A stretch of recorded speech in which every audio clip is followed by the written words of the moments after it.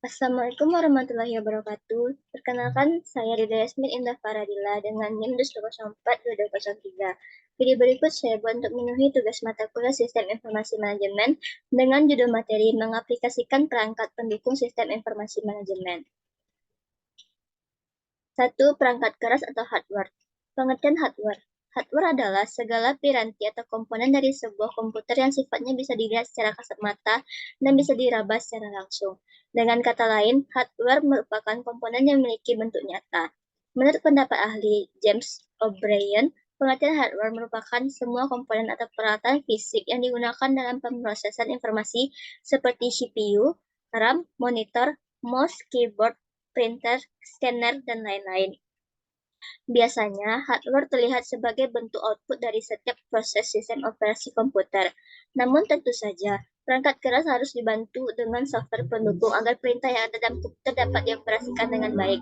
Hardware atau perangkat keras komputer adalah semua jenis piranti atau komponen komputer yang bagian fisiknya dapat dilihat secara kasat mata dan dirasakan langsung. Fungsi hardware. Adapun fungsi hardware yaitu untuk mendukung kerja komputer, menampilkan atau menerima input atau masukan, mengolah data atau informasi, memberikan output, serta menyimpan data atau informasi yang terpasang di dalam maupun di luar komputer.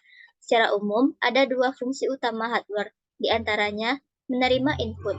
Hardware tertentu memiliki fungsi khusus untuk menerima input yang dilakukan oleh user. Masukan tersebut nantinya akan diproses menjadi informasi baru. Kedua, mengolah data atau informasi. Setelah menerima masukan atau input, beberapa hardware memiliki fungsi khusus untuk mengolah atau memproses input tersebut menjadi informasi baru. Macam-macam hardware. Yang pertama, mainboard atau motherboard adalah bagian komputer yang paling utama karena berisi sistem BIOS atau Basic Input Out System, pengatur koneksi input-output atau chipset, soket prosesor, soket memori atau RAM, soket kartu grafis atau VGA card, dan soket kartu tambahan atau additional card seperti PCI dan ESA. BIOS adalah bagian utama yang mengatur sistem input-output pada komputer. Bagian termasuk output seperti monitor dan printer. 2. Prosesor atau CPU adalah otak sentral dari sebuah komputer. Prosesor adalah yang mengerjakan semua perintah yang sudah terprogram dan disimpan dalam hard disk. 3. Hard disk adalah media penyimpanan dan data permanen, jadi data tidak akan hilang meskipun listrik sudah dimatikan. Hard disk berisi sebuah cakram magnetik yang mampu menyimpan data. Ukuran hard disk dinyatakan dalam byte, contoh 160 GB atau 160 miliar byte. Hard disk ditemukan pertama kali oleh Reynold Johnson di tahun 1956. Hard disk pertama berukuran 4,4 MB. 4. RAM adalah unit penyimpanan data tidak permanen, artinya data dalam RAM akan hilang jika listrik mati. Ukuran data RAM dinyatakan dengan byte, dan kecepatan akses RAM dinyatakan dengan Hertz 9 Hz. Jadi dalam RAM tidak cuma data saja, namun ada parameter lain yaitu kecepatan RAM. Kecepatan RAM harus sesuai dengan spesifikasi soket RAM pada motherboard. Yang kelima, optical drive atau CD atau DVD adalah alat pembaca untuk media penyimpanan data berupa disk, DVD atau CD. DVD atau CD berupa kepingan cakram optik yang berisi data. 6. Floppy disk adalah media pembaca untuk disket. Saat ini mungkin disket sudah tidak populer, namun diakui atau tidak, disket turut memajukan dunia komputer selama beberapa dekade.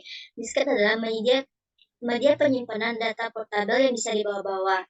7. VGA card atau kartu grafis adalah singkatan dari Video Graphics Array atau VGA card berfungsi mengeluarkan output grafis atau gambar untuk ditampilkan pada monitor. 8. Sound card adalah bagian yang mendekode data-data digital menjadi sinyal suara.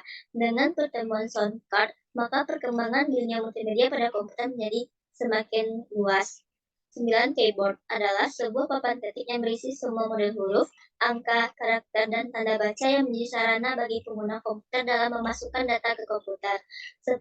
Mouse pointing atau pointing device adalah sebuah alat pointer untuk mengakses melalui layar monitor. Dengan mouse, maka penggunaan komputer menjadi lebih interaktif dan menggambar melalui komputer semakin mudah. 2. Perangkat masukan atau input device Pengertian input device adalah perangkat keras yang bertujuan untuk mengirimkan data ke komputer. Perangkat ini bekerja dari perintah dan kontrol yang dikirimkan oleh pengguna. Setiap perangkat input mengirimkan data yang berbeda-beda ke komputer. Hal ini bergantung pada perangkat input yang digunakan. Jenis-jenis input device. 1. Keyboard.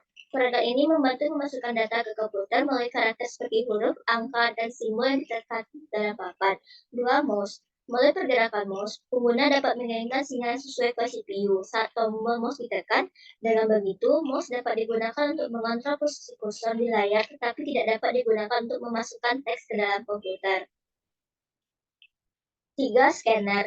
Digunakan untuk memindai beberapa informasi yang terdapat dalam sebuah kertas untuk diubah menjadi softfile dan disimpan dalam hard disk komputer. 4. Mikrofon. Banyak digunakan untuk membuat data berupa suara sebagai dokumen pelengkap dalam sebuah aplikasi, seperti dalam sebuah presentasi atau dalam pembuatan musik. 5. Pembaca barcode adalah perangkat input yang bekerja dengan memindai sebuah kode berbentuk gambar. Biasanya, gambar sebuah barcode berupa garis terang dan gelap. Umumnya, perangkat input ini banyak digunakan dalam pembelajaran barang, penomoran buku, dan lain sebagainya. 6. Pengenal suara. Perangkat ini bekerja dengan menggunakan suara untuk mengontrol fungsi komputer dan mengetik di komputer. Perangkat akan menginput semua data-data suara yang masuk dan menjalankan sesuai perintah pengguna. Sekian materi dari saya. Saya akhiri dengan Assalamualaikum warahmatullahi wabarakatuh.